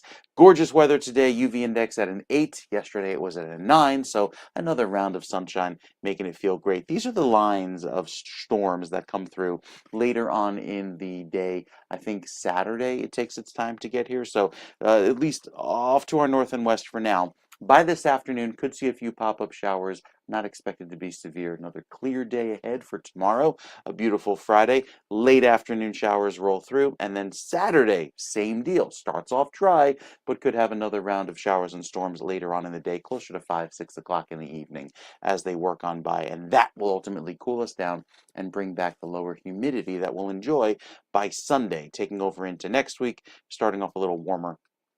And then by Tuesday, with that warm southwesterly wind, it stays nice and warm, but brings back the threat of some very hot weather into next week. So even though I think there's that threat of showers and storms later Saturday, it's still warm at 85. It's much more comfortable with clear sky at 84 degrees by Sunday. Last weekend before it gets hot, we'll tell you more about the heat on the 7-day forecast. Ken, it's coming up in our next weather update. All right, Mike, thank you, sir. 72 degrees right now in northern New Jersey and 72 in Trenton. It's 69 degrees in Cape May. We have a lot of traffic that just popped up. Let's go over to the New Jersey Turnpike, shall we? It's the Eastern Spur. We have a crash reported northbound just north of interchange 15W I-280 in Kearney, and all lanes are open. The vehicle's on the right shoulder, but you can see the brake checking slowdown as folks are approaching that area. For those who are coming or headed to the GWB, the eastbound side is actually not doing badly, but the westbound side, we have an accident now on the GWB upper level westbound midspan. Left lane is blocked. So that's going to cause of course, some rubbernecking for those heading into the city. Just be aware of that. Let's go over to 280. We have a disabled vehicle, 280 westbound. This is west of exit 9, Pleasant Avenue, West Orange Township. Center lane is closed, and that's causing some residual delays there for about a mile back. Problems over on 495 now. We have a crash also westbound. So this is when you come back from New York City. Before you get to the Turnpike, which is straight ahead, Route 3 on the right. It's after Route 3, before the Turnpike, there's a crash in the right lane, if you could follow that. So those headed toward the Turnpike, coming around Route 3 to 4, on 495, I should say, passing Route 3 to the New Jersey Turnpike, there is an accident in the right lane. That's causing about a half a mile of slowdowns. We have a problem now, disabled vehicle at the Newark Airport, westbound express road ramp to the airport exit in Newark. Left lane is blocked there. Pulaski Skyway disabled right now, northbound Broadway, Jersey City, with the right lane closed. And your Hudson River approach is right now 495, making your way in to the Lincoln Tunnel is 35 to 40 minutes. An absolute mess right now. 139 approaching the Holland Tunnel. Look at the middle lanes. That goes into the tube coming from the Turnpike, and that's going to cost you 40 minutes in. GWB upper and lower levels, actually your best bet. Making your way in is only 20 minutes upper, and it's about 15 minutes lower. GWB approaches right there. Upper is on the right, lower is on the left. Well, it's been an extremely busy news week. There's a lot we are looking ahead to, and whom better to speak with about it than Tom Bergeron, founder, owner, editor of Business in New Jersey Every Day, or Binge, BINJE.com. Good morning to our friend Tom. Ken, always good to see you, and I love today's topic. Oh, yeah. Well, we because it's food. I mean, who doesn't love food, right? That's the first thing we're going to talk about here. So brick and mortar real estate, very expensive for startup. That's one of the things that kills a lot of businesses. My family's been in restaurants and delis and everything.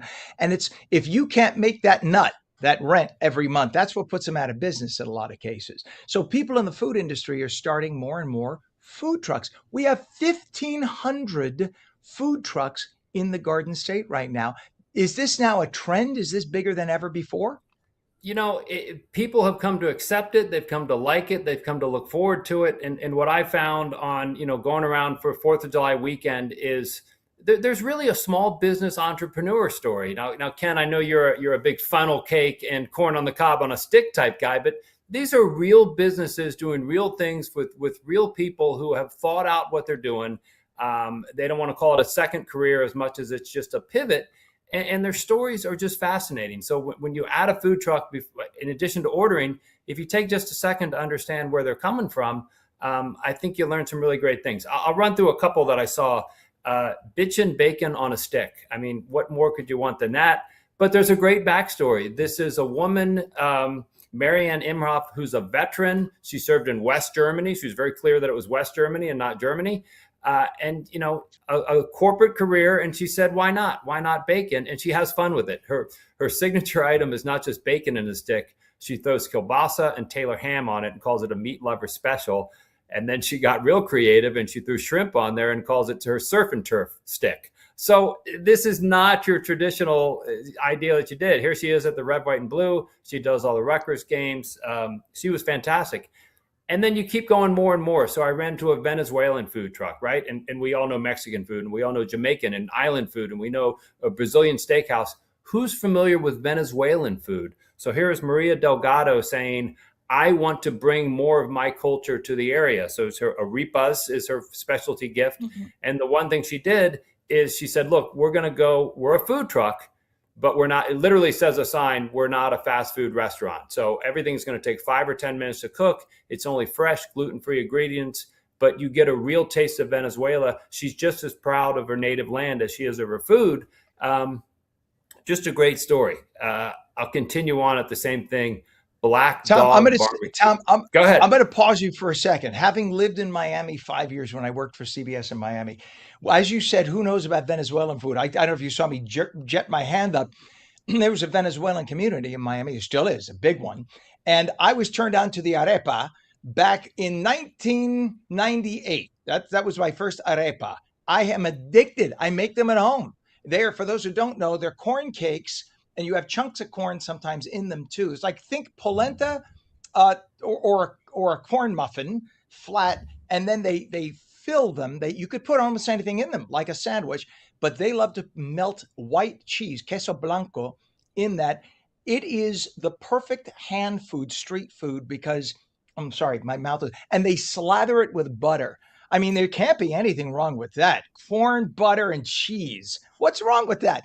Anyway, just to put it out there. Go ahead. I bow to you, sir. No.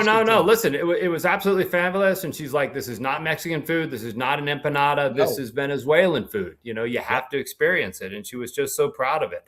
The next place I went is to traditional, you've heard this story before. It's Black Dog Barbecue.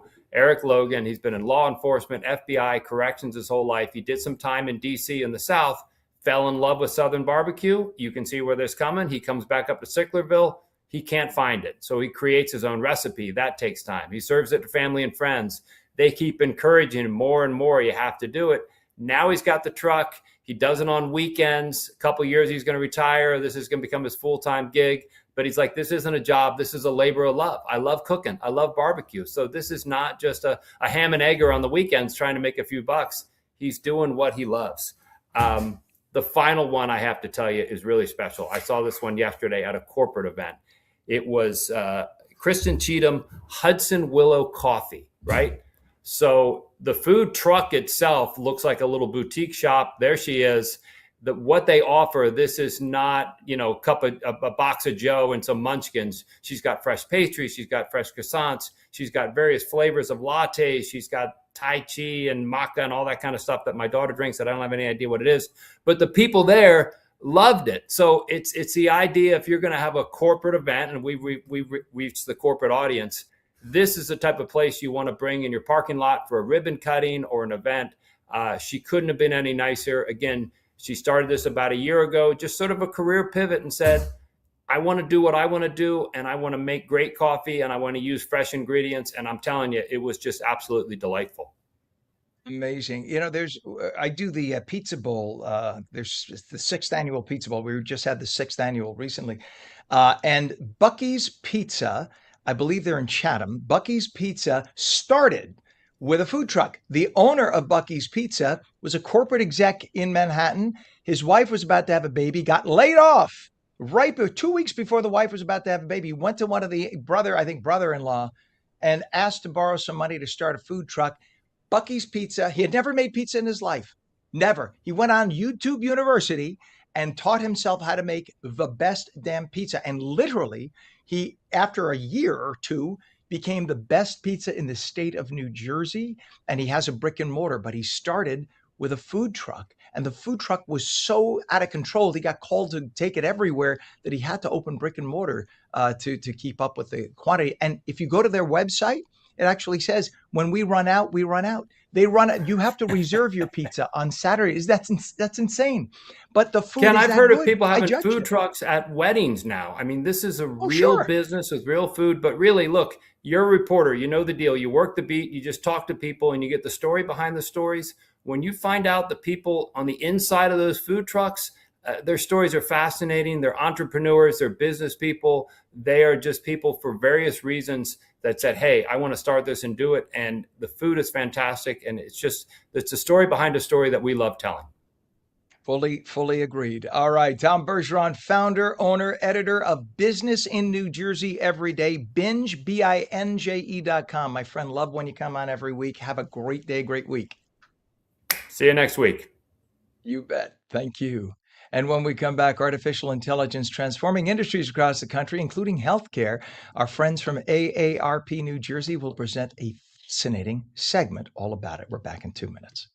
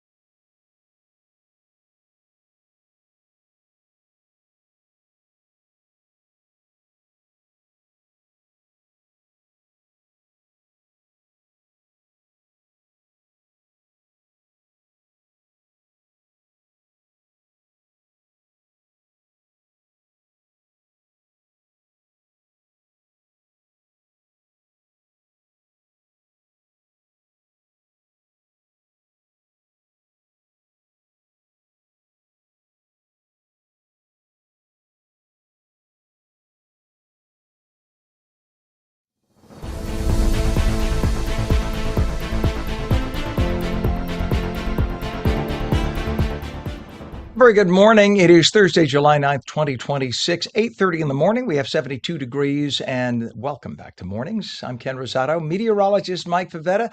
Some heavy, gusty thunderstorms possible today? Likely, Ken. Some heavy, gusty thunderstorms likely, especially in the southeastern corner of the state. We started off this morning nice and warm and dry, but down toward the shore points, yes, you could run into a quick passing shower or storm later on today. It's so likely as we look forward to some warmer southwesterly winds, and those winds starting to bring warmer weather, more humid weather as well. Right now, the winds, you can see the general direction pushing in from the south and west, and that'll help fuel those storms later today. Whereas yesterday was this lovely northerly breeze that kept the air nice and dry and pleasant, brought back a little bit of the allergens, the seasonal pollens, the weeds and grasses, especially as landscaping crews get back out there and mowing the lawns. But we're far from the record set back in 1993 of 104 degrees. Even with today's high up near 90, that's actually above average. So a little bit warmer than usual for this afternoon, but at least we get to enjoy those nice late sunsets still around 8:30 this evening. So zooming in close to New Jersey, we start off the day keeping an eye to the sky because you can already see some of these storms starting to develop here along this area. It's basically a weak front, a trough that comes through, and most of it will hit the south and eastern corner of the state. Northwestern New Jersey this time likely gets spared from any of that wet weather. But as far as the water temperatures today, heading down toward the beaches, we're approaching the time of year where the water temperature tends to get nice and warm, and that's the case warming into the mid 70s. Better chance of rain later on today and tomorrow and Saturday, and look how those chances decrease. We're nice and dry by Sunday and Monday with the clear sky in place, and you can thank that front pushing on through. That'll arrive by later tomorrow into the Friday. And Saturday, you can see clears the area by Saturday and ultimately brings back a nice dry feel for Sunday into Monday with all the clear sky and beautiful weather that shapes up into next week. A lovely dry northerly breeze again to enjoy for Monday. So I think Monday is looking like the best day of the 7-day forecast, and then it really starts to heat up once we get into next week. So chance of storms today, again tomorrow, and early Saturday, but by Sunday we're dry. Monday looks warm, and then look how we spike up into the mid 90s, 95 degrees on Wednesday. So we probably start our next heat wave by Tuesday of next week and really see those temperatures climb into the middle of next week, even at the shore points, likely approaching 90 degrees with that hot and humid weather once more, Ken, on the way. But Sunday and Monday should be pretty nice, at least those 2 days before it gets Yes. baking. Okay, Uh-huh. very nice. Thank you, sir. Appreciate it. It is currently 71 degrees northern New Jersey, 72 in Trenton. The following is brought to you by our friends at AARP New Jersey.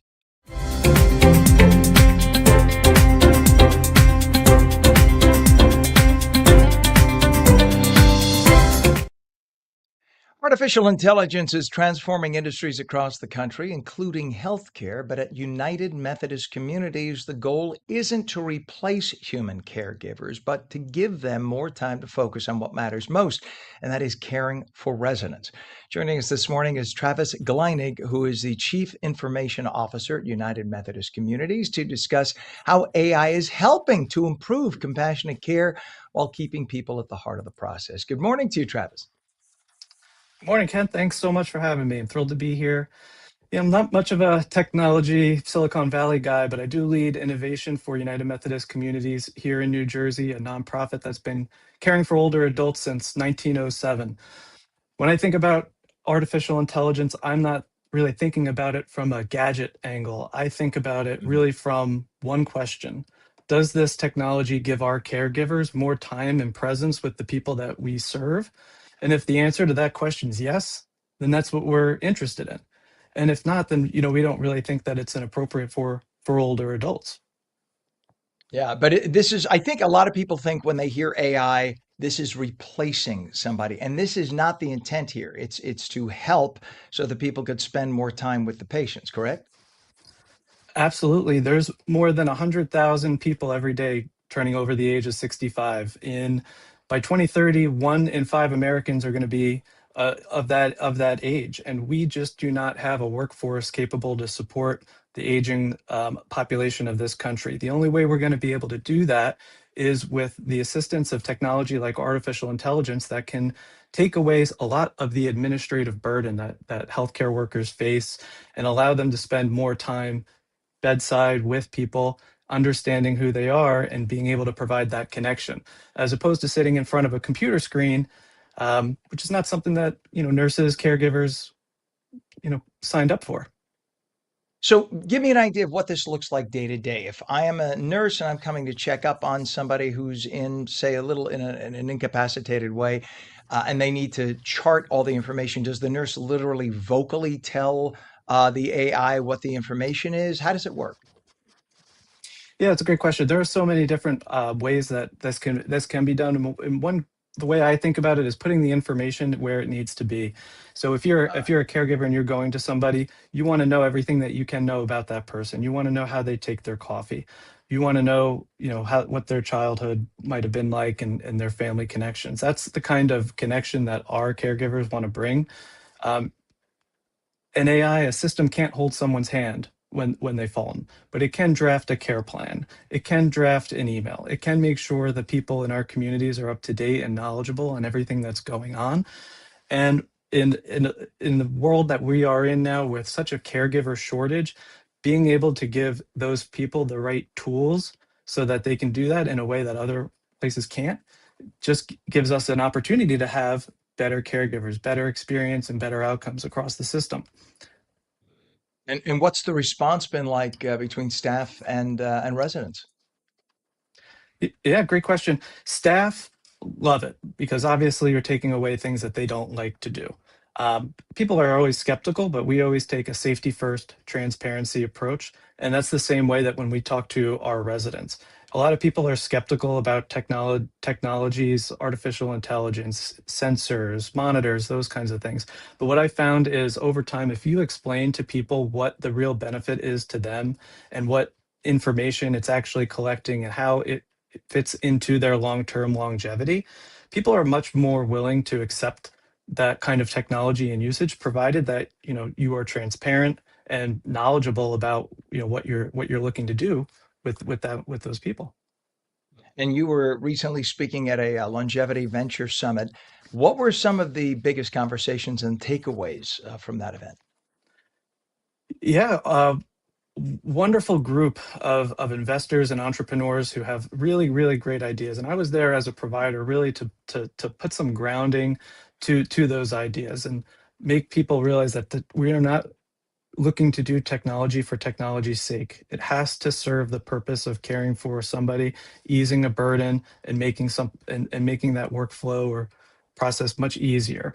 So my voice there was as somebody representing staff and residents to entrepreneurs about what is really needed, what are we really looking for, and what should they really be building to solve the problems that older adults are facing.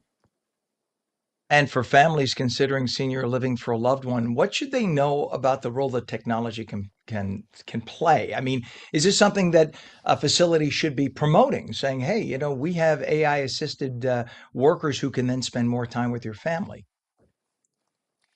Absolutely. We look at it as a differentiator and how we use technology and innovation to support people. It is what I would consider something to be front and center, especially in this day and age with all of the attention around it. We certainly, we've been around for nearly 120 years, so we're very adept at change and being able to incorporate technology and new practices. And so, that through our culture, we've been able to continue to do that, market it, make sure that families are understanding about what and why we're doing it, and as well as their loved ones whom we care for, that they understand what and why and what benefit it serves them and the people that care for them. And what is your website over at the Methodist for those who'd like to check out United Methodist Communities? Yeah, great. We'd love everyone to check us out. It's umcommunities.org. umcommunities.org. Travis Gleinig, Chief Information Officer at United Methodist Communities. AI actually is useful for people, and this will be it's the way of the future. So get used to it, and this is a good way to work. Thank you so much for coming on this morning, Travis. Thanks for having me, Ken. Take care. You bet. We're coming right back.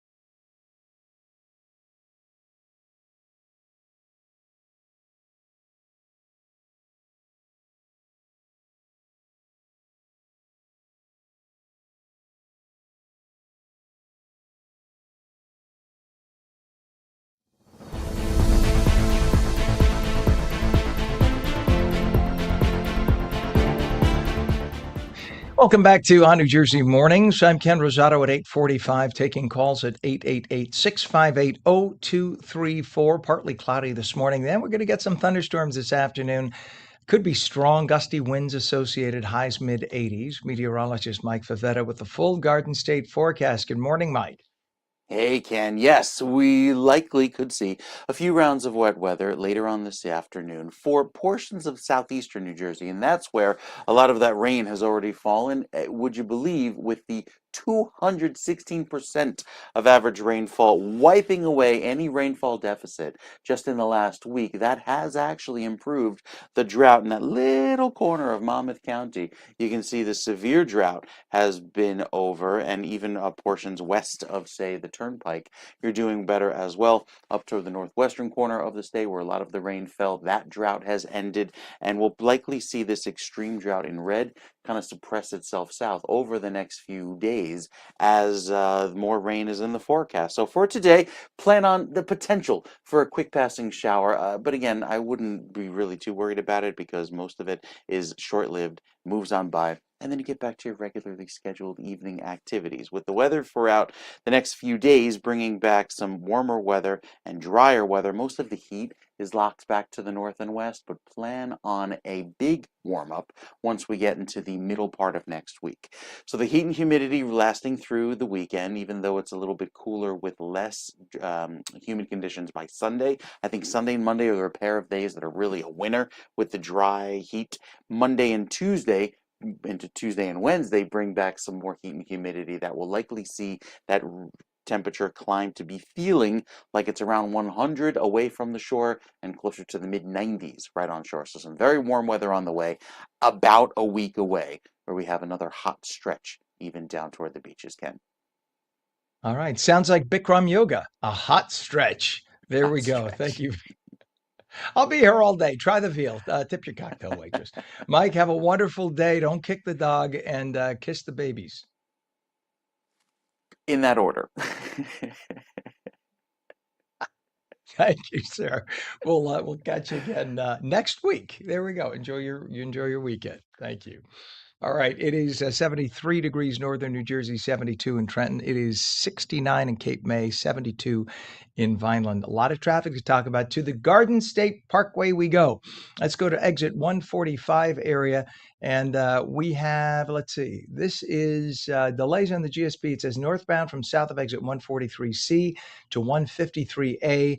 That's a good 7 miles, 7 miles. It's moving, but you can see right there, it's 25, 30 miles an hour. That's actually not horrible, but it's just a volume issue and a little sun in the eyes. You see how literally the shadow is behind the vehicle. So the sun is in front of them in their eyes. That tends to make people slow down for better or worse. That's what's going on there. It's not horrible. Let's go over to exit 136 on the Garden State Parkway. We have issues over there. In fact, that is a delay northbound through there, Central Avenue, Clark Township, to Stiles Street, exit 136 Cranford. 2 mile delay again. Just it doesn't even look that bad. That was reported about 10 minutes ago. That may have cleared up since then. This is good. As the morning rush is going on, things are lightening up. Let's go over to the Hudson River crossing, shall we? And right now, the Lincoln Tunnel is reporting 40 minutes in. I'm sorry. We just got a crash report of Route 21, and this is northbound Parker Street, Newark. Right lane is closed of the 2 lanes. So that's in the downtown area. That's coming from the airport going into downtown Newark. And so we have a crash just reported now on Route 21. Okay, so your Hudson River crossings, we mentioned Lincoln Tunnel is about 40 minutes in.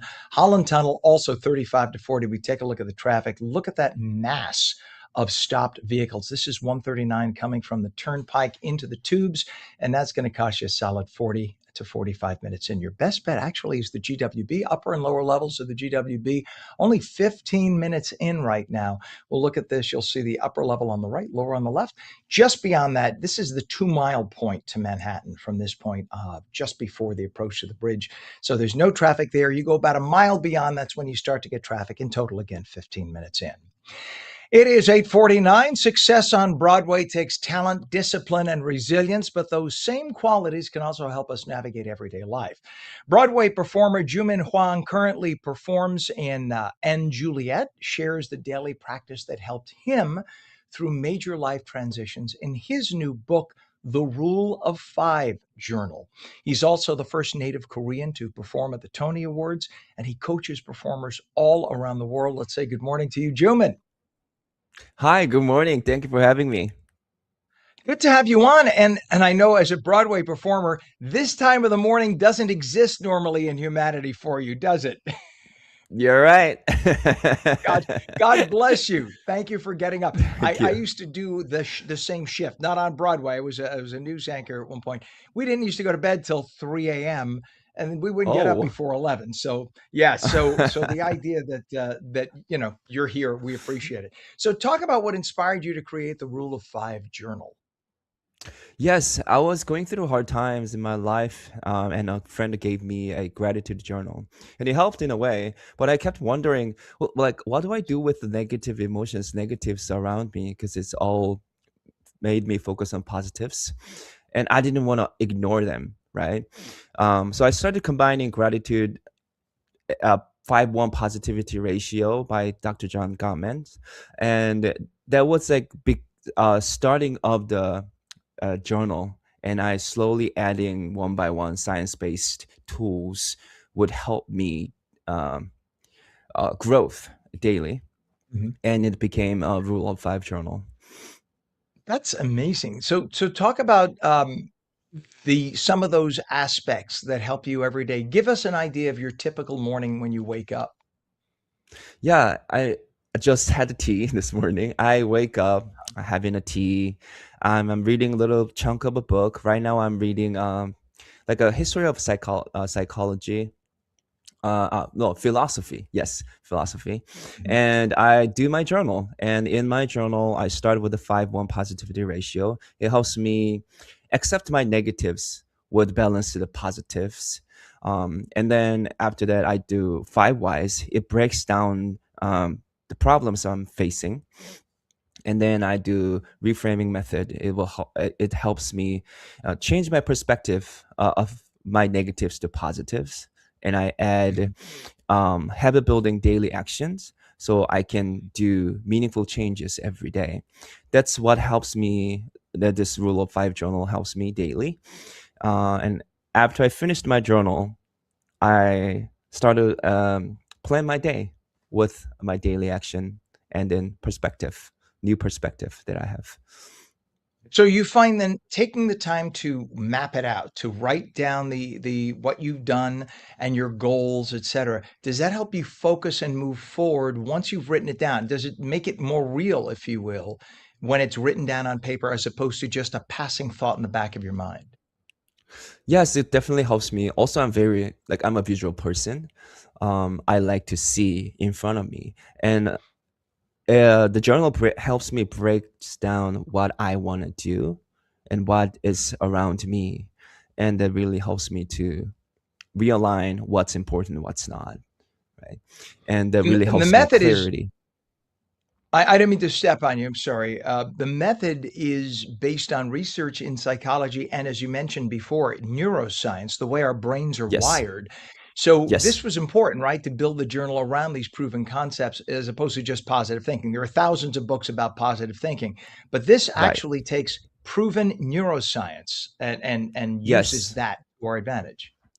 Yes, when I was going through hard times, I was reading a lot of books about self-help, right? And then it's one by one I kind of cherry picking the tools that I saw, Dr. John Gottman's and 5 Whys is Sakichi Toyota's method of finding problems, like root problems. He's a Toyota car company's CEO. And Barbara Fredrickson's reframing positive method, and habit buildings, and Stephen Kotler's growth sweet spot method, and all the things are science-based and psychology-based tool, and it's really working. Yes. And I know that one part of the journal encourages people to identify a challenge and then dig deeper into the root cause of the challenge. So that's a really valuable step, isn't it? Talk about that. I just didn't realize until I used that 5 whys method. The problems have multiple things, kind of elements are putting together, and 5 whys helps you lay it down one by one, each elements. So how you do it is you list your problem and answer why that is your problem, and then you answer again from the first answer why the first answer is still your problem, and in that way you go one layer under of each answer, right? Usually 5 layers under, you can find your root problem. Most of the time, surface problem is not actual problems you're dealing with. The actual problem is the root problems. And when you see how different it is from the surface to root, you realize, oh my God, this is really, really helpful to find what is actually I'm dealing with, right? And also it breaks down to different elements, like a bite-size elements you can actually take an action to. And it also really helps to plan what you want to do to deal with or solve this problem right in front of you. And you are somebody who has performed on Broadway. You coach other performers. How have you seen small daily habits make a big difference over time? I truly believe small action piles up and it becomes an iceberg. It's like, it has to be your life, I feel like, because big changes now and I'm not doing it 3 months later, that really makes big, meaningful changes. And help you building the habits. I think it's a habit, doing small things every day. That's really helpful. Yeah, habit to do something, like you can do that for journal, you can do that for whatever your hobby can be. So you can kind of apply it to different things once you know how to do it, right? So I think it's journal, and then doing it every day really helps me building that strength of building a habit in my life. Juman, tell us a website for more information or where people can get the book. Oh, yes. You can get it on Amazon, or you can get it a drama bookshop in New York City. Yeah. You can I love it. Google the Rule of 5 journal and you can find the website. Yes. The book, once again, is called The Rule of 5 Journal. You could also catch him on Broadway in the role of Francois in & Juliet. Juman Huang, thank you for coming on this morning. Great, great information. Thank you so much. You bet. And it is now 73 degrees at 8:58. Thank you so much for tuning in. We'll catch you again tomorrow morning on New Jersey Morning starting at 7 a.m. Have a great day.